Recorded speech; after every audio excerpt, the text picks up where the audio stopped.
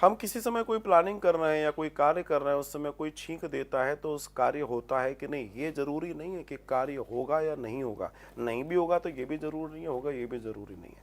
पढ़ने लिखने के साथ साथ बहुत सारी चीजें आ रही हैं। तो कई बार आपको एक तर्क कोई दे सकता है कि भाई छींकने से किसी चीज के करने ना करने का क्या लेना देना, ये प्रश्न बन सकता है। दूसरा ये भी प्रश्न आता है कि अब भाई ये तो शरीर है, शरीर में छींक आई तो अब हम क्या करें, तो इसके लिए इतना सोचने और विचार करने की क्या जरूरत है। तो फिर प्रश्न ये है कि वो पहले क्यों नहीं आई और बाद में क्यों नहीं आई।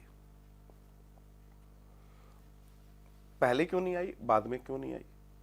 और अगर छींक आई है तो छींक के पीछे का रीजन क्या है, वो एक इंडिकेशन है।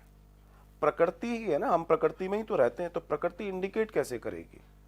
प्रकृति के इंडिकेट करने का अपना तरीका है। वो मनुष्यों से करा सकती है, पशुओं से करा सकती है, जानवरों से करा सकती है, पक्षियों से करा सकती है, जलचर से, कैसे भी करा सकती है। बस आप उस दर्शन को, उस स्थिति को जान और समझ पाए। सो दिस इज, ये बहुत ज़्यादा ज़रूरी है इसे जानना और समझना।